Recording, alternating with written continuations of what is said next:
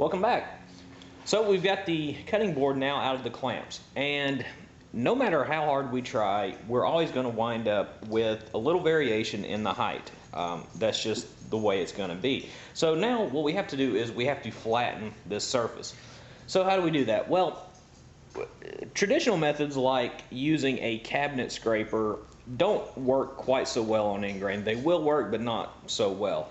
You could get a very low angle block plane, try and clean it up. That works quite well. Another option is to use a router, and you can basically take two pieces, obviously longer than this, but basically you're going to create like a gantry system, and you will have a bridge running across with the router in the middle, and you just work the router back and forth along these rails. That will flatten the surface. That method works quite well as well. But I had one other option, and that was actually to use the planer. Now, I know what you're thinking. Wait a minute, you can't run end grain through the planer. Well, yeah, I think you can, and here's the reason. First of all, it's wood. No matter which way you turn it or flip it, you're dealing with wood. The planer will cut wood, no different than the table saw will cut a board, whether you're running it, long grain or cross grain, or, if you were, say, cutting a tenon, you're running it vertically through. So it's a knife that cuts wood. So that's not a problem. The problem is when you start running wood, what we're concerned about is tear out. So if we're running a piece of wood with the grain running, in line with the planer blades, it creates a very smooth cut. As long as we're running it with the grain running downward, we don't want to run it with the grain running upward because we'll get tear out.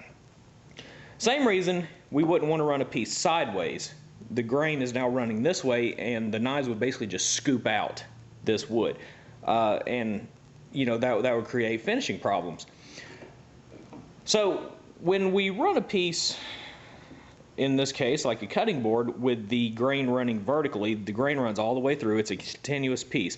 It's not broken off into individual strands as if it was running this way. So if we take very, very light passes, and I mean no more than a 64th per pass, we will knock this down until we get to the edge here. This is now unsupported, and the grain will tear out due to the planer blades. So let me show you what I did. I made a few, again, very light passes, no more than a 64th at a time, and I got it nice and smooth in about 3 passes. And that's what we're looking for. Now, we still have a lot of sanding to do, but let me show you what I was talking about. There is some tear out, of course, and that's just to be expected because, again, the wood is not supported here. The knives are coming this way, and it will tear out. This doesn't bother me because I'm going to treat the edges anyway. I'm going to round them over, so that'll all be taken care of. Now, again, this is my opinion, and certainly if you had another option that you would rather exercise, a drum sander, of course, is a great way to flatten it.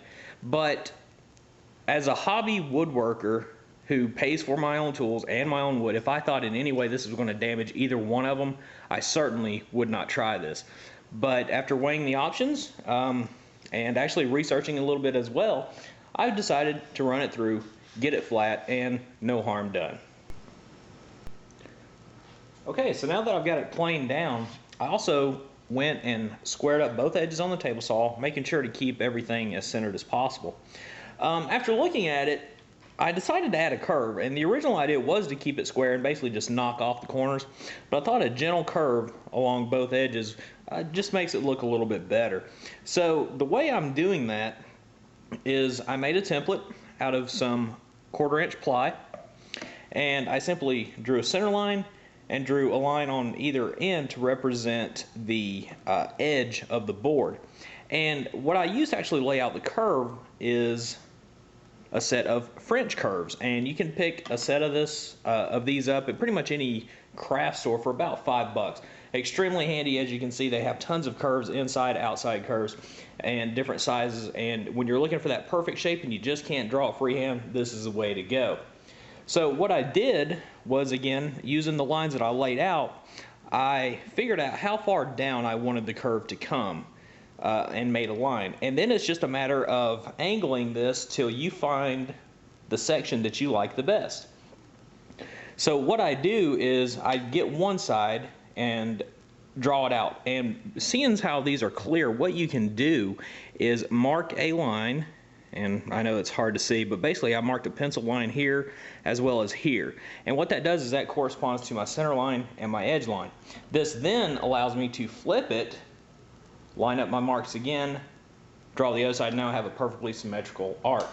So I just cut this out on the bandsaw, trued it up with the sander to get the curve nice and fair, and traced it out. And again, draw a center line, line up your center line, trace it out, and now I'm ready to cut this side on the bandsaw.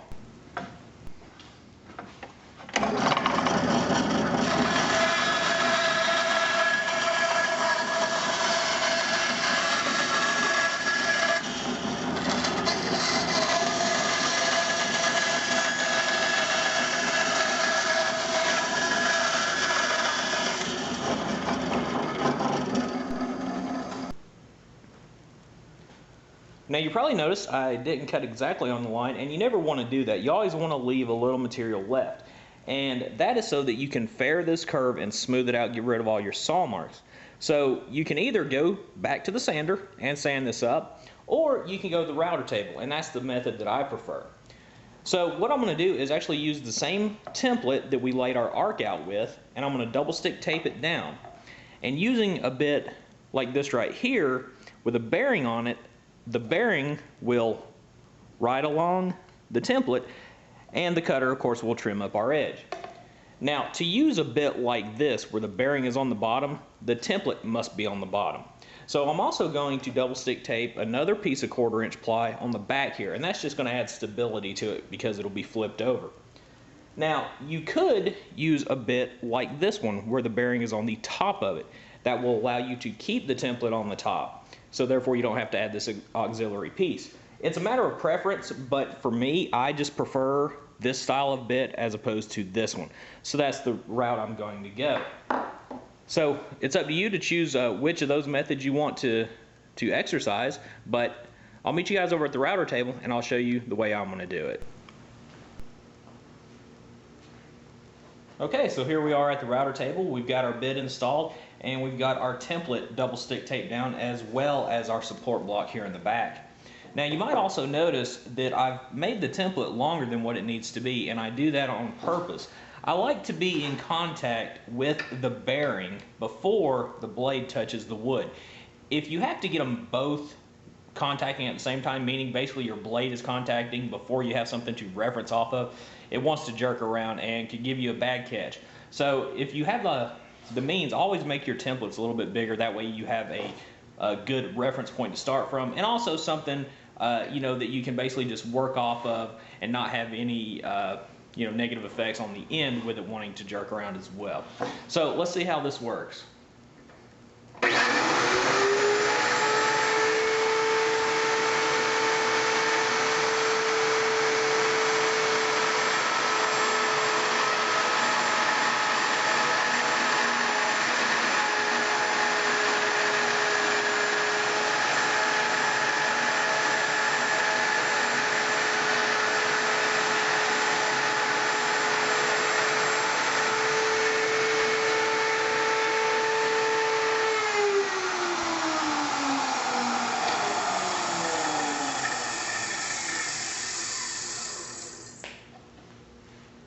Perfect. Nice and clean. A little bit of sanding and it's ready to go. So I'm going to remove the templates and the support block, switch them around, and we'll do the other edge.